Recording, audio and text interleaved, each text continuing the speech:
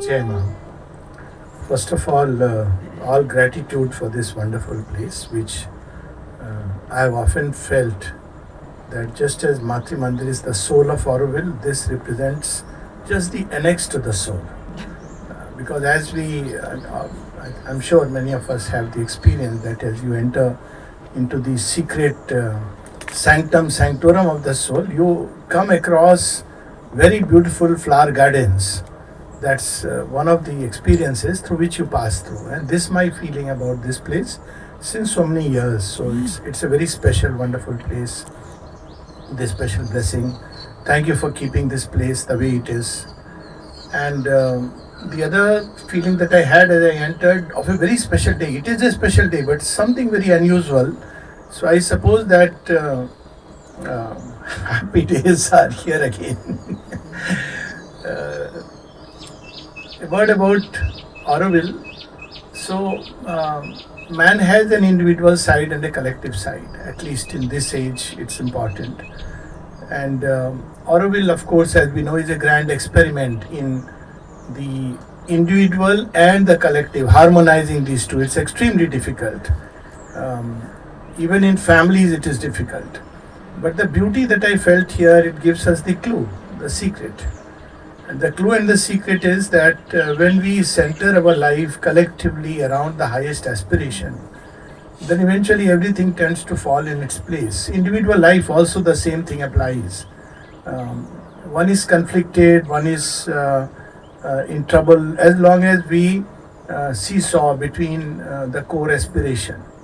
So that's important. But once we decide that we have to center our life around the highest aspiration, everything is there, and yet it is slowly getting tuned to this highest aspiration, then life grows into the beauty it is meant to be. And this is the whole idea of Auroville, that how we can individually and collectively center our life around the highest aspiration. This how I highest aspiration for each one may be different, but at least it should not be just the usual human aspiration, human way of life. So something greater than that, something higher. And the mother has left us free to feel from inside what is my highest, but definitely beyond just the normal human frame of roti kapada makan, bacha bibi dukan. I mean, not just that, but something much greater. So this is the background, and naturally when we have this journey, one of the things that the mother says, and it's so true, that when you come to the divine, sometimes all supports are taken away. Sounds very strange, but that's the way actually for anything that we want to. I mean, even learning a cycle, you need a point when the person who is teaching you just takes away the hands. You'll never learn.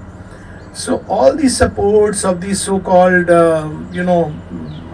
not only about family support and human support, even the support of all our ideas, even of idealisms, even of our emotional needs, all these are taken away. And she has described that beautifully in one of her conversations in volume 3. And you hang with only a slender thread of faith. I'm reminded of a very nice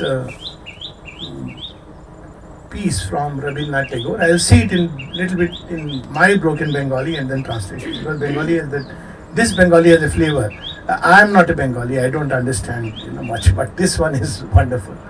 So Tagore says, "Jaake tomi bohite chaho apar premer bhar. Eke bare sobe tumi ghochaye dao tar. ना थाके तार मान अपमान ना थाके तार धन तुम्ही सबई करो एकला akincan." So basically he's saying that he whom you want to bear the burden of your universal love, जाके तुम्ही बहिते चाहो अपार प्रेमेर भार एके बारी. So what does he do? All the support strings that hold us, attachments, you just take them away, tear them away. And then what happens? All the things where we hide man, prestige, apman, insults, all that is gone out of the window. So, na dhaketar dhan, even the financial supports, all that is taken away. and the person is left alone and akichan with nothing to hide and cover himself. And what you do is you make him stand in the middle of the road with nothing around. And then it closes very well that then you are ready for that vast universal embrace of the divine. Because as long as we have these things, as we believe that these are the things which are going to help us, lead us, we are still, in that sphere of life where we need those external supports and external aids. They have their meaning, they have their place. That's not the point. But the point is deep within, and that's what she is reminding us, that the soul support we should seek is in the divine. And actually, it is something so beautiful and so simple, so easy, so natural. Even a child knows it. One of the things that a child says when the child is born, after the initial crying period is over, Auroville also can have something like that, no? The initial crying period. What does the child say, Ma? He doesn't say Om chanting, he says Ma. He instinctively recognizes my mother. And this, if we can, blessed are those in whom it comes very naturally, spontaneously. The sense that, we are not alone in this world.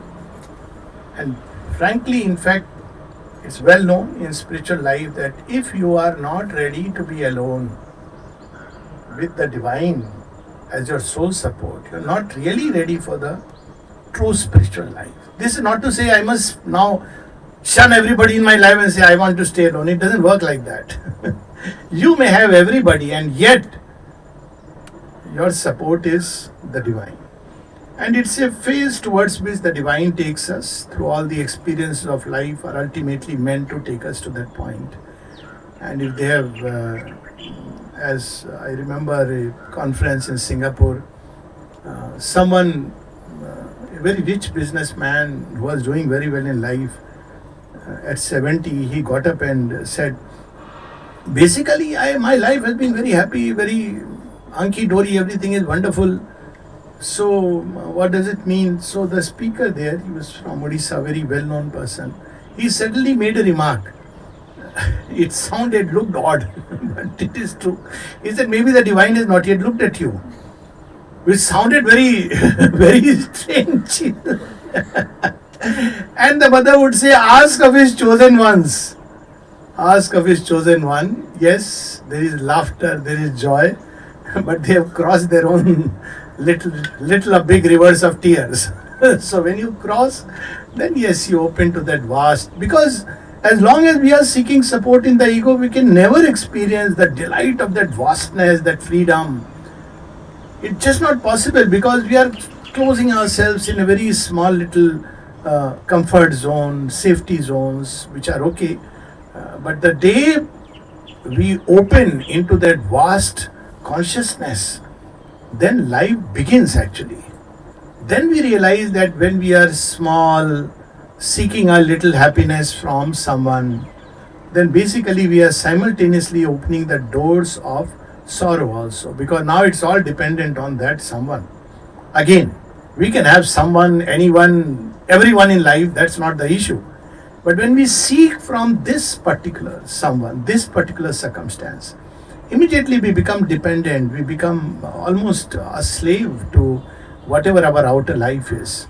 So often people ask, like, Auroville going through difficult phase, ashram, every time difficult phases come, they're evolutionary process actually. We shouldn't make so much out of it that as if, everything is going to be decided in a few years. So when you go through it and things which you cherished are taken away. So someone once long back when ashram was going through such a difficult phase and people were, how are we going to, this has become so difficult and this and that. So I said, thankfully, inner life depends on nothing, nobody. This is a fact. Even when Corona, people couldn't go inside, so they were so worried. You could see people going there and putting little diyas, which is beautiful. It was an aspiration that when will the door open? But sometimes don't we feel that when we waited for the door to open, we were aspiring a lot more when actually the door opened and when we entered? That's how life operates. Strange it may sound, paradoxical. That when, so in as far as the divine is concerned, shutting the door and opening the door both are acts of grace. We seek, when we find that all the doors are closed, we have an opportunity to open the inner door. Though the paradox is when the inner door opens, very often we lose that contact, that opportunity, because we get a natural joy inside and we once again go into all kinds of things. So this is the basic process of yoga, and difficulties and challenges come basically to remind us that ultimately it is the divine alone in whom we must support, seek all our support. So there is a very nice Sanskrit sloka. Many of these slokas, at least I feel, I can't say that I am a Sanskrit grammarian, but you can twist it the other way. Twist by that I mean a deeper sense. So one of them is Asadoma Sadgamya Tamsoma Jyotirgamya Mrityurma Amritam Gamya. So it is like going from darkness to light, from death to immortality, and from falsehood to truth. But if you read Sri Aurobindo, in fact in the live divine classes, this is one of the things we were reading, it can equally mean to discover the immortality which is lying in the cape of mortality. To discover the light which is hiding in the darkness. Actually, if we look at the Vedic rishis and the entire story of Rishi Agastya and those cattle which are hidden in the cave by the Panis, it's exactly that. So that's why we confront it. We confront these challenges precisely because there is something we have to discover hidden behind these. The second sloka is, we were taught as we were growing up, Matra Devo Bhava, Pitra Devo Bhava. I don't know nowadays, anyone knows. It basically says treat your mother as God and treat your dad as God, treat your Acharya Devo Bhava, teacher as God, and of course God is God, Deva Devo Bhava. So I always used to feel this is another meaning. So the other meaning that came to me is that see the divine. One is that divine, see your mother as the divine. The other is see the divine in your mother. And the third layer is see the divine as your mother, as your father, as your teacher. It's a great felicity. And we can have so many types of relations with the divine. It can make life truly very beautiful. You're never alone actually after that. Because wherever you go, it's your home.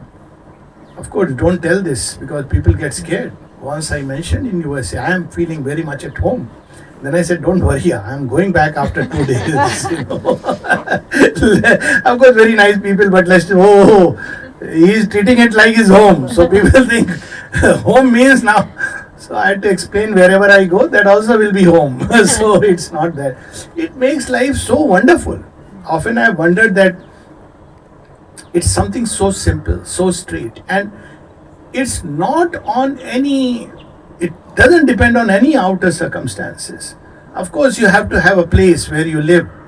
Like someone long back asked me that, do you feel you can realize the divine only as in the ashram? I said, see, I am not here in the ashram as an institution. I am here because Mother and Sri Aurobindo have touched this place. That's all. For me, that's what connects me. Institutions will rise and fall. Institutions will come, develop. They have their own process. But can anyone stop me from connecting with the Mother and Sri Aurobindo? Nobody can stop. Can anybody come in between my aspiration and the divine except myself? That's what the Gita says. Atmanev Atmano Bandhu. Atmanev Ripuratmana. In our own self. And Mother would put it like this. That's okay. I had this, I can be loud enough. That's okay. No problem. That all the obstacles lie within oneself. There is a prayer of the Mother. All the possibilities lie within us. Whole yoga is entirely about that. And till we have understood this, basically we have not really started in real earnest on the path. Yes, situations, circumstances, but sometimes, very strangely, when situations are very difficult, at least that has been my experience, the intensity of aspiration is also very great. There is the whole conversation between Satprem and the mother. And he says that, mother, I have felt sometime that when I was outside in life, the aspiration was very strong, very intense. So mother says, yes, that is true. Because when you come in a more comfortable surroundings, when life is, everything is provided for you, she says, because you have freedom, so you take it for licentiousness, that I'll do whatever I feel like, but ultimately I am free to do. We are not free to do whatever we like, even otherwise, because there is a law of life, call it karma or whatever, which operates whether we like it or not. There is never any freedom, absolute freedom to do whatever my ego feels like. It's just not given, and thank God it's not given, otherwise life would have smashed long back. Ultimately, the only true freedom is to join with the Lord and live according to His will. And that is supreme freedom, because ultimately we are fully aligned to what the divine will is, what the divine love, and then the whole universe begins to unfold. The unknown, unseen beloved. It's an amazing thing. It's very difficult to even put in words that wherever you go, whomsoever you meet, there's a very nice couplet in one of the ghazals. So he says, I'll say the original because it has a flavor. So he says that the poet says, "Jahan dekhta hu, dikhti hai tumhari hi surat. Wherever I see you." Now people who have fallen in love know this experience, that you suddenly utter the same name. You end up seeing the same person. Of course, after some time you get disillusioned, because you have to discover that surat. Now this face that we love is deep inside us. And when we experience that, encounter that, then everything, even terror, has no meaning at all. Because you see it as a mask. There is a very nice little story of a Ayurvedic physician. Somehow he gave very good results. And people asked him that, how come? What is so special? We have all learned the same thing. So he said, hey, nothing special. He said, you don't spend so much time with the patients also. He said, yes, you don't need to do all that. So what is it? He said, nothing. When I stand before a patient, I just say, hey, Sachidanand Brahma. Oh Lord, why are you wearing this mask? Mask of illness? Sometimes try this, even in personal relationship, with the caution, of course. If somebody is very angry with you, you can make one of the two statements. You look very pretty when you are angry. You don't need to be angry. You are so beautiful without this picture frame. And very often, because you are not connecting with that part, there is always things which are working and are being. There is a beauty which dwells in all things. And when the more we come in contact with the divine, the more we begin to discover this beauty everywhere, in everything. That was the feeling. And as I was entering, I was introducing one of our students, and she has come, YouTuber. So I was just telling her that, see, this is a different kind of family. And you feel spontaneously a joy meeting. It's not, you may not speak the same language. You all have come from different places. And oh, what a place, Auroville, which makes us feel that. It's one family. Okay, in family, people may fight. Yes, people fight. Even within house, people fight. Does it make it a less family? It doesn't. Today we may fight, tomorrow we'll be friends, we grow, but it is one family. And the day we start living with that state, beyond beliefs and non-beliefs, frankly, because the divine presence beautifully dwells in everyone. At one place, even Shobindu says in one of his aphorisms, who is a theist? He says, a theist is someone who God has hidden himself from him. So once in one of my talks in Patiala, one girl says, sir, I have a question. Okay, what is the question? She says, I don't believe in God. So I said, don't worry, God believes in you. That's it. Period. Doesn't worry. Don't worry. Doesn't matter. God believes in you. So she got a little perplexed. Then I said, what God you don't believe in? Then she started a God who punishes this, that, 100 things. I said, I also don't believe in such a God. So then she was, I said, what God you want to believe in? She said, a God who really loves, who cares. I said, exactly. So we are on the same page. So when mother says beyond ideologies and religions, this is what she means. She's not saying there is no divine nothing and do as you feel like. She's saying the thing whatsoever. That is the spirit, because we can we can make a form and we tend to get limited. So that was the grand experiment. It doesn't mean that demolish everything, and it's not about deconstructing everything. No, it's about finding that one presence everywhere and in everything. It is the perfect formula for life. At least that's how I have seen people get angry, people become cross with you, and the easier way is, I don't like you. Perhaps that person is saying the same thing about yourself. easier solution, but no solution, because that problem will come again. You don't like a person, you can leave a person. But this part in you that doesn't like people because of a certain reason will spring up again. There will be somebody else whom you will like and then say, I don't like.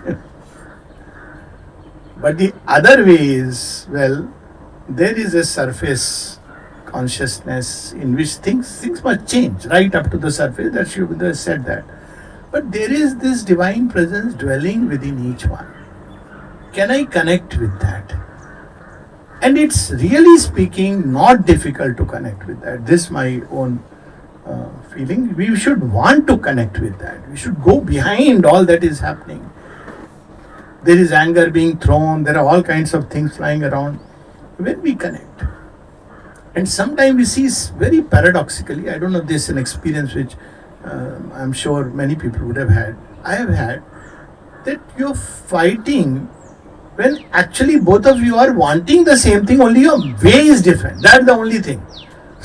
I've seen this, and sometimes they just stay quiet. Let's first connect what we both want. And it's strange that we want the same thing. Now, if you want the same thing, then the other option, that this road, that road, is one part of it. But what is important?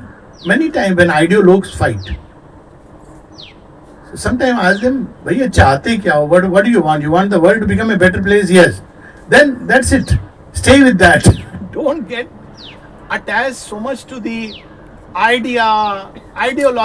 This is the way, that is the path. Yes, for a moment, because when we get stuck to the path, then what happens is, don't worry, let's not get stuck to the mic. So what happens is that it's true that very beautifully, Mother says something very beautiful. There is a little background to it. It's getting stuck to one mode of life. So there was a person who came from, I think, US and was staying in Golkund. He was from outside India, but I have forgotten, was it US or Italy or something. And he asked the mother, should I stay here or should I go away? Difficult question, no? And mother says very beautifully, the divine is everywhere. And then she compliments, the world is everywhere. You decide, you choose. And it's so true that those who want to find the divine, I was reading today that experiences of, Abdul Baha's reminiscences with the mother. And the mother says that he was describing, in fact, she is taking that experience to tell us that those who seek, how they transcend suffering. So she was describing the story of one of the persons who were declared heretics and rebels. She doesn't give the name. I'm not sure, was it Khalil Gibran or somebody else, but he was put in prison and he was being tortured. So Baha'u'llah went and asked him, about his suffering and torture. He says, suffering, but where is suffering? He was so ecstatic that it is for the sake of my love for the Lord. There's so many beautiful stories like that. You know, the famous song which has been unfortunately typical Bollywood style, तेरी तलवार के नीचे मैं नचियाँ करके थैया थैया. That's Baha'u'llah. Baha'u'llah. He writes that, you know, I'm dancing. Not Baha'u'llah, he's the other mystic. I am dancing below thy sword, and with each drop of my blood, I say, what a delight that thou hast chosen me to go through even this. It's a whole change of perspective when we see the divine in everything, everywhere, not only in oneself. There is a line of Sri Aurobindo which is so beautiful, so many lines pointing toward that. My rival's downfall is my own disgrace. I look at my enemy and I see Krishna's face. His own experience in Alipur. And then when we start looking at this unfolding, great unfolding, call the universe through shocks, through meetings, through unexpected meetings and strange departures, and how everything has been used by the divine toward the great, you know, revelation, growth, evolution, then it is so marvelous that what I think today as the most distressing thing in my life, and I'm not saying anything theoretical, everything all of us must have gone through, I have also gone through, everybody has their own share. I believe that if at 30 you have not faced challenges of life, then probably there is something wrong with you. And if you have crossed 60 without any problems, then probably God may have forgotten you. You are still in the kindergarten. That's what you see actually. If you see the life of Pandavas and Kauravas, who faced challenges in real time? Pandavas faced challenges. Born in the forest, and who is your dad? Everybody raises question. Again sent to the forest. Again disowned from the kingdom. Again a terrible war. What about Duryodhan? He is enjoying life right from beginning till the end. And he dies. Okay, one day, bad luck. But who is chosen? The chosen one is the Pandavas. And that's what Mother says. There is a saying in one of the scriptures, and she testifies to that. See, it's a perspective. When we look at life, we always want to blame something outside us. But it's a perspective. So she says that when the divine chooses someone, then you have to go through those who are near to him, who are friends of the divine, they have to go through many more challenges and difficulties. So the mother, when she was quoting this, she said, that's why someone has remarked, that's why divine has very few friends. Because nobody wants to go through challenges. But we want to evolve. This is the paradox. Our idea of evolution is life will remain just as it is. All my people, everything will remain just as it is. Only my wife will change, husband will change, children, parents, everybody will become very understanding. And I will arrive at the supramental gates one day with family, bag and baggage, lock, stock, bracket, barrel. Doesn't happen. Because each has to follow his own curve and law of evolution.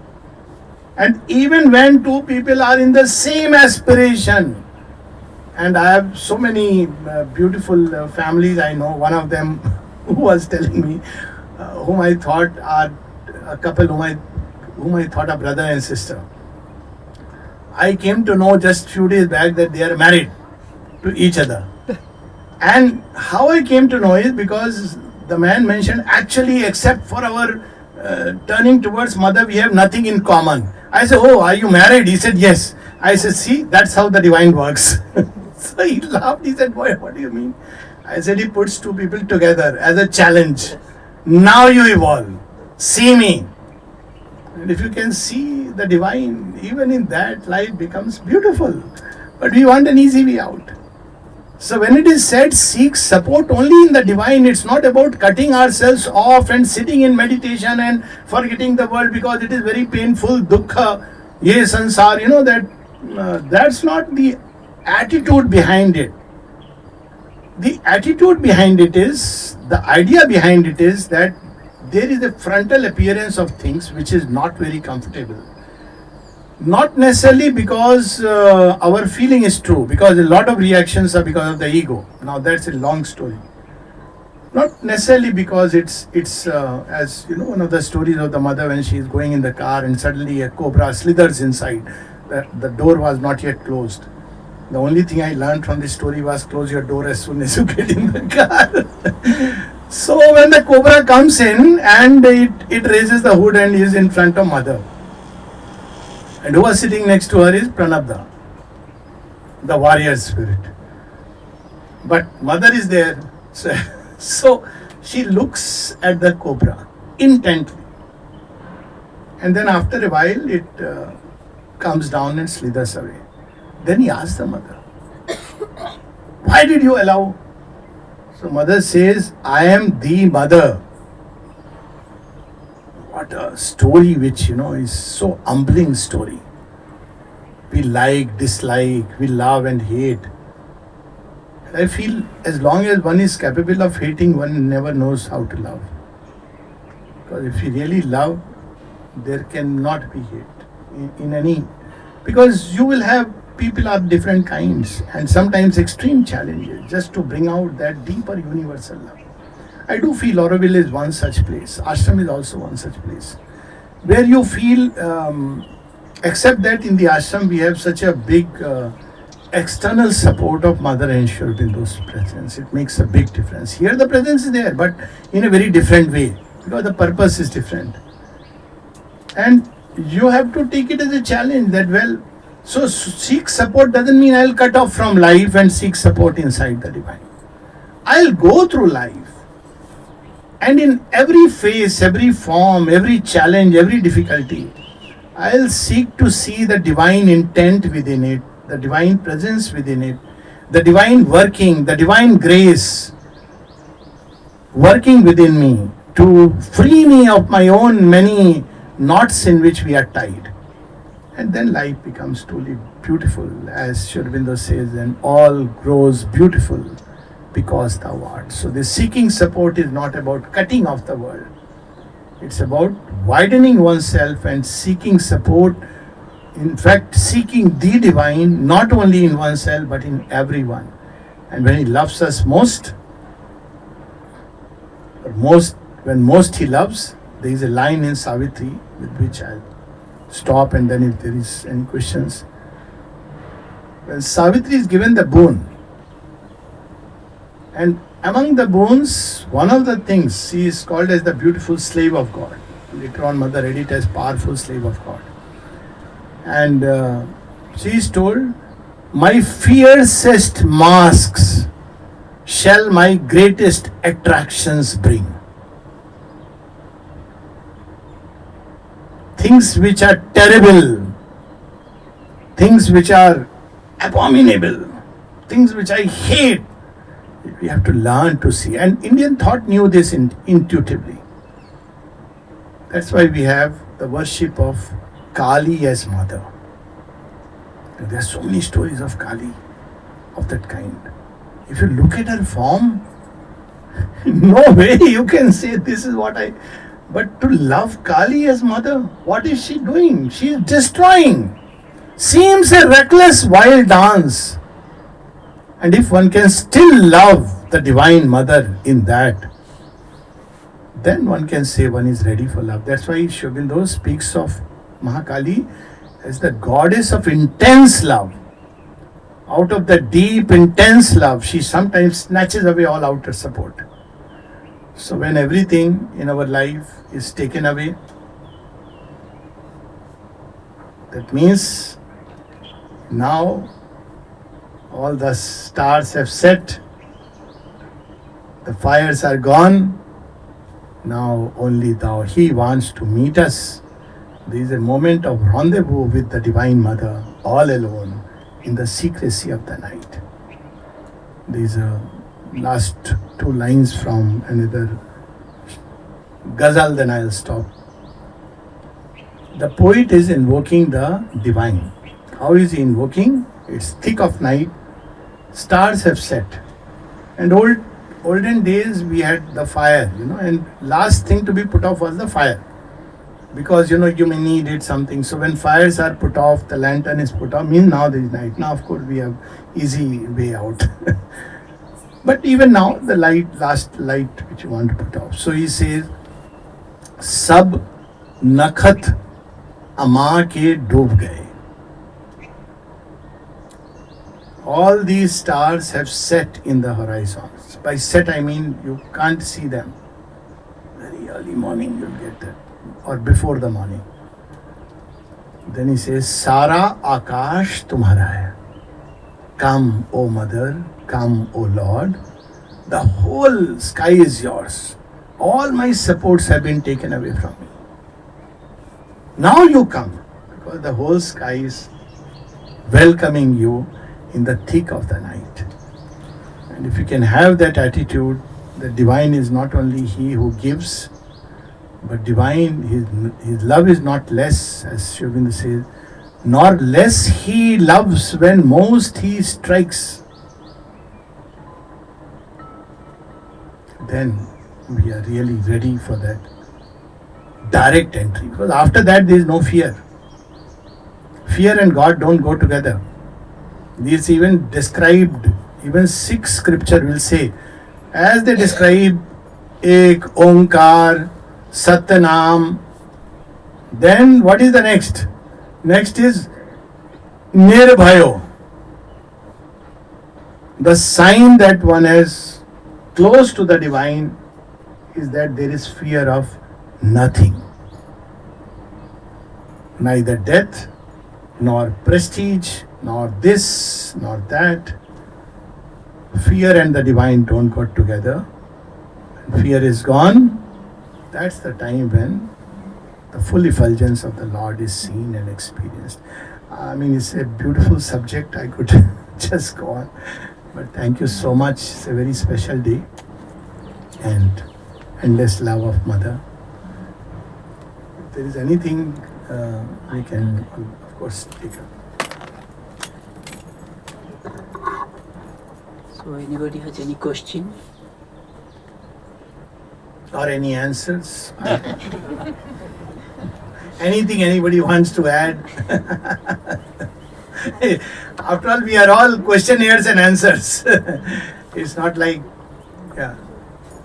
So, Yes, Yeah. please. Question? answer. Either way, it's fine. Answer. Yes. I'm personally, can you, is it? Yeah, I can hear. Yeah. I've grasped what you have said, but I also want to know, how do you keep to this path? Ah, wonderful. Wonderful. One line answer. Think only of the divine. Live only for the divine. Love only the divine. In everything, everywhere, and in everyone, seek only the divine. This is the path. We may have our conceptions of the divine, it's okay.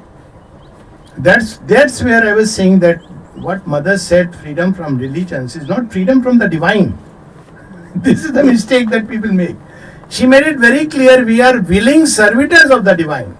All that she wanted is that the trappings of religion in which the divine is captured in certain formulas, books and names and forms, that is gone. But she is speaking of seeking support in the divine. So it's difficult, agreed, because the moment we do that, first of all, we have a conception of the divine, which is the biggest challenge. The conception of the divine is that he is perfect, he is all loving, all caring, all beautiful.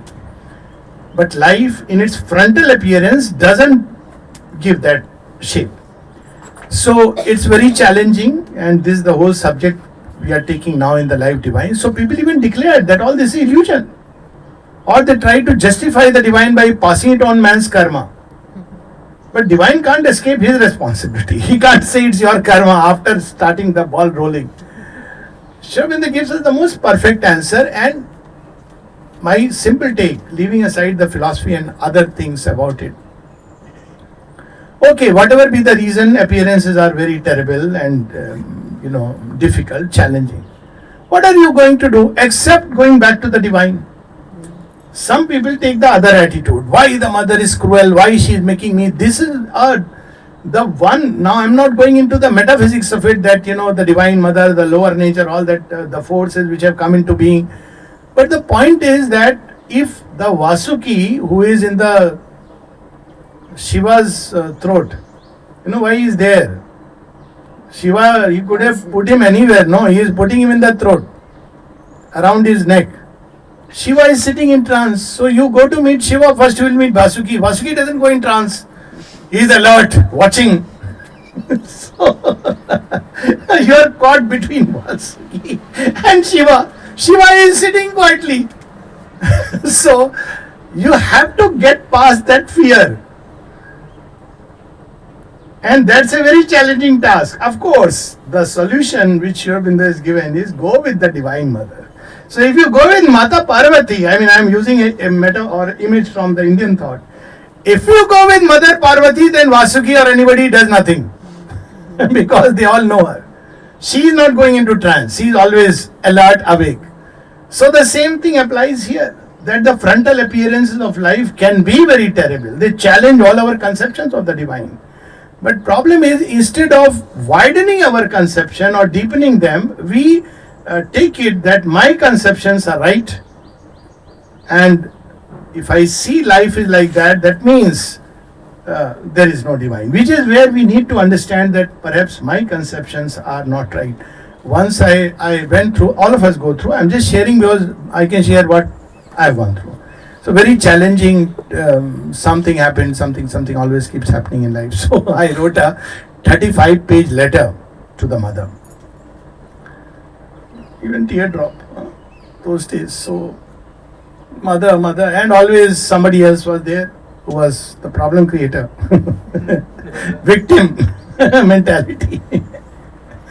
So I sent it to the mother. I felt relieved. But then what happened was magic. Magic was, she started showing me layer by layer where problem is lying inside you. Not because it's about wrong and right. About attitudes, given your aspiration. Then at the end of the whole thing I realized what a thing I did. She completely, layer by layer, she was like an onion peel. It was happening. So within a few days, I was not only free from the problem inwardly, but grown through the problem. So there are two ways of looking at it. The challenge, it's an obstruction to I had an idea about the divine or about life that is being challenged. The other is that perhaps I need to recalibrate my idea. That's what the GPS does. So internal GPS that I have, divine is good, yes, but that good can be even through terrible destruction.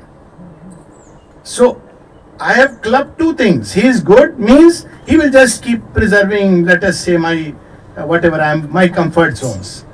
But as said, nor less he loves when most he strikes. Shouldn't be like. So we have to enlarge our idea, deepen our, and we have to go on till we finally see the divine in everyone and everything. This is a big challenge, but that's what yoga is about. Yoga is nothing short of that. Having a belief, non-belief, idea of divine doesn't help. We have to ultimately end up seeing that vision. Sri Aurobindo's yoga starts from there. In Alipur jail, what does he experience? He could have blamed the British. He could have done this, that, everything he could have said. Initially he started by that reaction, but all that he heard was Krishna saying, wait and see. And then what a vision. In Alipur jail, that's his first ashram, where everybody he starts seeing not only in his lawyer, but the lawyer who is against him. There also he is seeing Krishna. He is seeing in the judge Krishna. He is seeing in the bars Krishna. What a wonderful experience that is. Going to an Alipur jail is worth it. And what was he doing? What was the sadhana he was doing? If you see, all through between the cowshed and the workshop of he was given a little time, and the tree, sorry. So there was a cowshed and the other side there was the tree and there was the workplace. So he would walk between these two and he was remembering this phrase from the Ishavasya Upanishad, or from not Ishavasya Upanishad, Brihadaranyaka. The phrase was Sarva Khalu Vidam Brahman, Sarva Khalu Vidam Brahman. It means all this that is the divine. So powerful. I myself seen when life maybe you feel impossible situation. Just say to yourself with all conviction, all this that is the divine. And then a door opens inwardly. And when the inner door opens, those things collapse like a magic building undone. That's what he describes in Canto 8 of Savitri. Like a magic building. It was not there at all. Why was it there? So that's the yoga. From yoga point of view, that is the path. The rest is all life and world and court cases and democracy and dictatorship. All that is a different story altogether.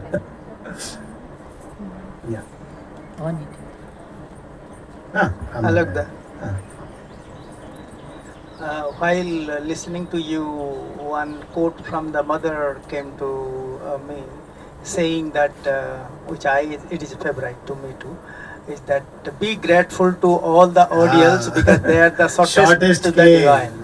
But as you said, when divine chooses us in life, it comes, one is ripped off, everything, and then that means it is again divine who has chosen him to rip off. No. That's where we have to make a choice. So that's where the challenge of yoga lies. Yoga has little to do with sitting in meditation. That's one of the aspects, no doubt, that has its place. But in a life where all is yoga, there is a choice. Choice is between, as he has said in another place, hell as a shortcut to heaven's gate. So when we are going through hell, getting ripped off is not what the divine wants us. That is the natural, our nature, the lower nature is reacting like that. But what does the mother would want? In everything as we go, remember the mother. There is a line in Ramcharitmanas, I'll quote that, when Hanuman has to jump into Lanka. Okay, not Sri Lanka, okay, Lanka, wherever it was. So he is entering in the territory den of the Asura. So in Ramcharitmanas there is a line, he enters into a certain state of consciousness where he hears a voice. Pravisi nagar kij sab kaja, hriday rakhi kaushalpur raja.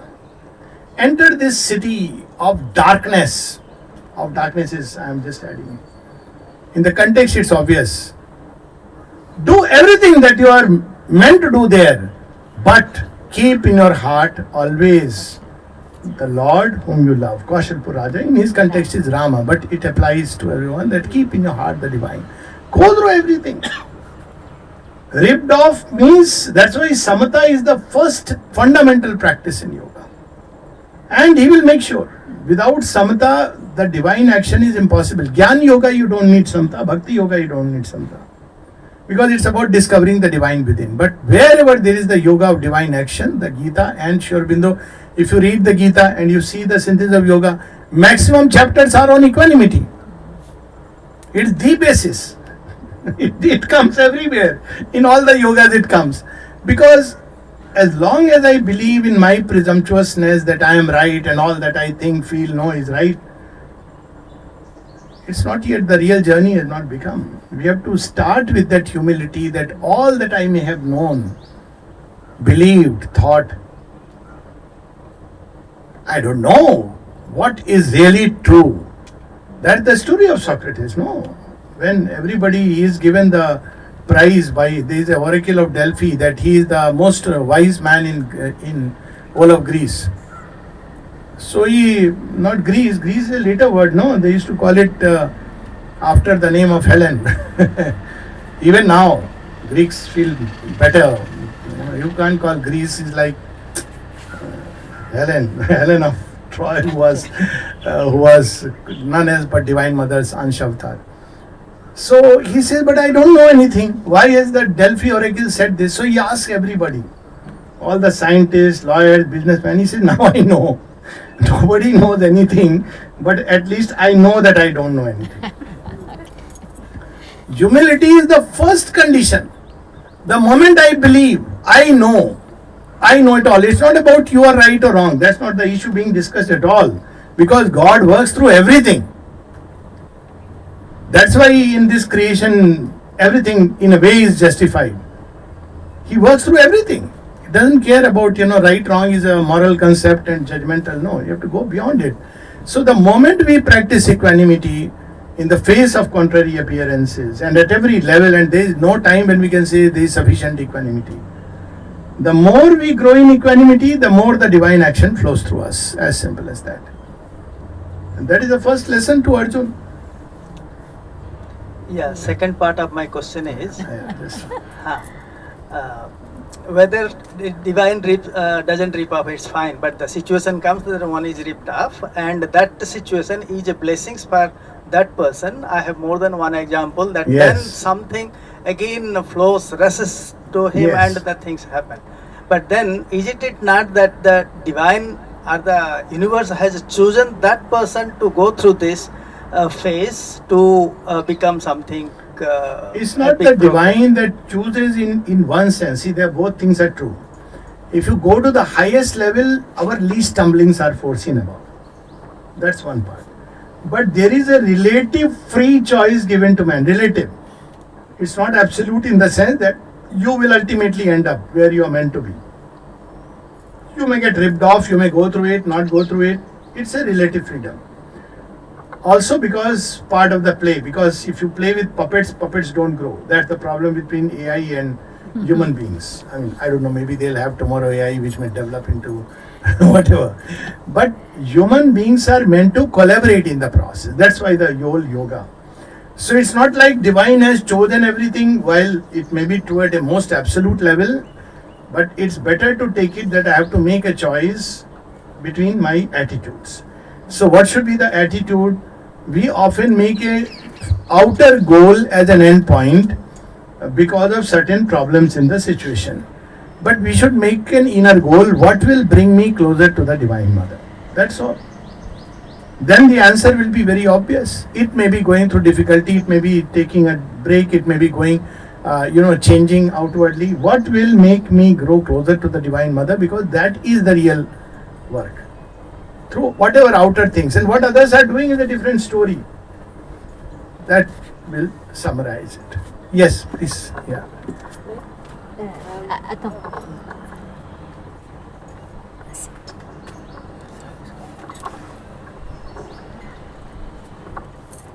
Collective yoga. Hello. Yes. I was just going to say that. Tu mets à côté. I was just going to say that. I forgot. Oh, I know. So we go through life. We have lots of learnings, lessons, knowings, losing the knowing, mistakes. Do we actually ever come to a point where? Yes. Beautiful question. So, there are two ways of looking at it. One is as given in the Gita. So, the Gita says, anyways, life will take you where it is going to take you. But there is a difference between walking with the divine and walking by your strength of the ego. So, when we walk by the strength of the ego, divine doesn't say don't. Say, okay. Then it becomes what the Gita speaks of as Pantha Duratya, difficult path. And when you allow the Divine Mother to hold us, now this is very challenging because it means surrender. Then you go through, you have to go through, there is no shortcut. But the journey becomes obviously much more delightful and easy. We see in the Mother, chapter 3, the very first sentence of Sri Aurobindo, since you mentioned walk through life. So he says to walk through life armored, he is using the word armored, against all fear, peril and disaster. Only two things are needed. Two that go always together. So we need two things. What do we need? Strong will, this, that, no. See, only two things are needed. The grace of the Divine Mother and from your side. So something is needed from our side and from your side, an inner state made up of faith, sincerity and surrender. Faith, Kalyan Shraddha, whatever is happening, she will take me through it. Sincerity, I should not lose my goal. My aim is to grow one with her. That's the period, goal of yoga. Grow inwardly, grow in the mind, grow in the heart, grow. That's Sri Aurobindo brings in that dimension in the body. Everything should become one with the divine. That's the goal. So sincerity is to remember this goal. And surrender. So these are the three things which are needed for us to go through life. And we can go even otherwise. We can go with the ego, and the divine will not say, no, don't, you're not allowed. You can do. So like what happened in the Mahabharata, that is the main difference. That one side is going by the strength of the ego. I have such a big army. I have great warriors. If you see, the Gita starts with this little description. On one side, Duryodhana describes the army. He says, I have Bhishma, Drona, Karna, all my brothers and 18 million army. Who are these guys with some, 7 million armies, and except Arjun, probably there is nobody, little bit Bhim. What does Arjun do? He simply turns to Shri Krishna and says, I don't know, I am feeling why should I do this massacre against my own people, but I'll go by whatever you guide me. You are seated in my heart and right now you are right here. Tell me what I should do. So this is the difference. Ultimately, result is decided. So we have to go through what we have to go through, to put it like that. But those who go through with the divine in their heart, they are always sheltered. This is an eternal truth. And everybody who has done it can testify it. He holds us. Things will come, but that love, that surrender carries us through it much more beautifully. But surrender is very difficult for the human ego. We all are Arjun. Yeah? We all are Arjun. We all are Arjun. Yes, we should aspire to be that. Yes, absolutely. Yes. Okay, so no, that is just No, I had a question. Oh, I thought that was a relief, sigh of relief that okay, finally it's over. Sorry. I just wanted to know the Krishna consciousness and the mother is the same kind of energy. That's the first part of the question. And when you say surrender, does it mean to have blind faith? Is it synonymous? Surrender and blind faith. Okay. So first is there are different names, so there is a difference of consciousness. That part should be very clear. Otherwise, it will all be the same. In the largest analysis, yes, all is one. But there is an angle of vision. Like Shiva and Vishnu are same. There is also a name Harihar, but they have different functions. Shiva's grace will operate in a different way. He'll say, come to Shamshan, I'll take you from there. But Vishnu will take you through life because he operates in a different way. Krishna, if one has to follow, it's a very, very difficult thing. He drives us to weeping, rides us through the chariot. Show me those words. It's not easy to follow Krishna. He's very Mr. Prince Charming. But you can't leave him once you get enamored. But Kurukshetra waits at some point. But when you turn to Mother, ultimately all comes from one. What does she do? Not just as an energy is one way to look at it, but there is the being part, but that's a different discussion. Mother's instinct is, Krishna is the warrior and lover who draws people, but Mother carries us. There is a world of difference. And there is a story in Mahabhagavad Puran which describes it very beautifully. So Radha tells Krishna, now they have both gone back. She says, you know what? You didn't allow me to really play an active role in your Leela, which we all know. Do you think it was fair that humanity went through all this challenge and ultimately, yes, your will is done, I know that. But it had to face so much of difficulties. He says, yeah, that's true. Says, allow me, I will this time. Same truth, same thing. But I will take you be in the background. So that is the story of Chaitanya Mahaprabhu, whom Sri Aurobindo confirms that he was an Ansh avatar of Shri Krishna. But what happens? Radha is in the forefront. What did he say? He simply taught, take the name of the Lord. So you see, but Krishna in himself, perfection. Whereas when Radha comes in the forefront, now you read Sri Aurobindo, same thing very interestingly we find in the two. If one reads Sri Aurobindo, and there are some people who read records of yoga and believe they can do that. Okay, people can have their own belief. But even synthesis of yoga is not easy enough to practice. But see, after 1926, what does Sri Aurobindo say? First book that comes is The Mother, 27 and 28 finally published.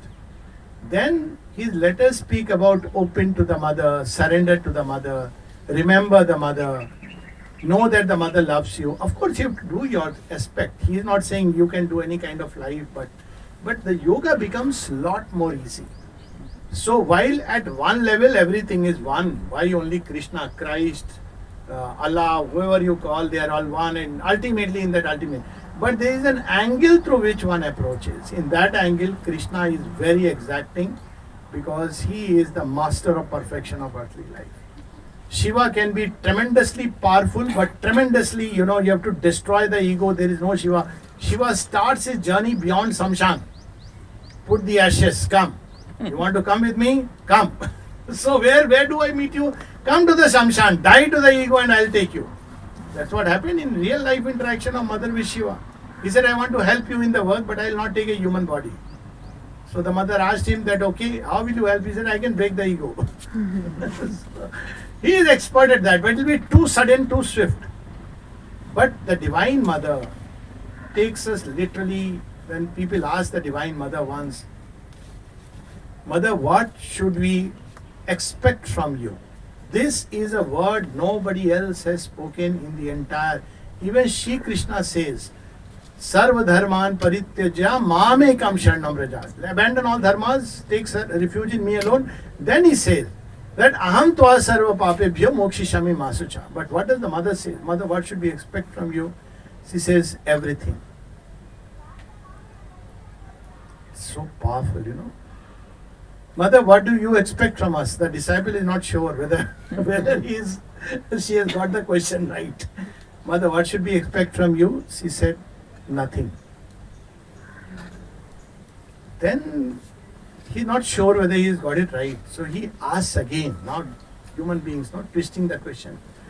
Mother, do you think humanity is fulfilling your expectations? Now you see the same question turned upside down. Mother says, as I don't expect anything from humanity, I cannot answer this question. That is the Divine Mother. That's uncomparable. I'm not saying that this is higher, that is lesser. No. And there is a natural attraction of each soul towards someone. That's also okay.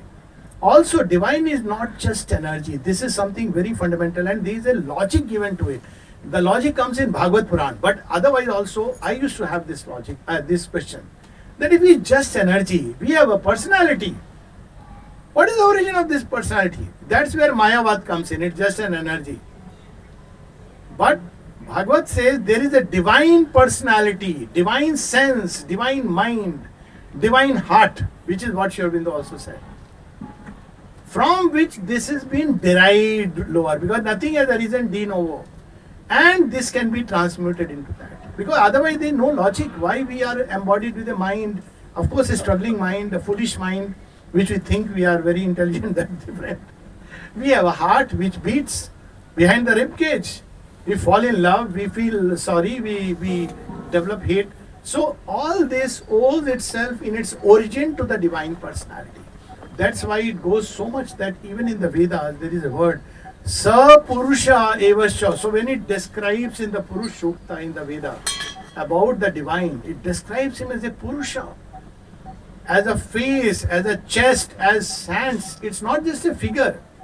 It makes logical sense because from that we come. We are a very diminished miniature, struggling, deformed portion. That's true.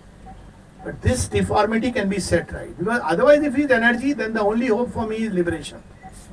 That power will free me from all this form and name. But form and name also has a meaning and significance. That's why Sri Aurobindo's poem, O worshipper of the formless infinite, reject not form. What dwells in form is he.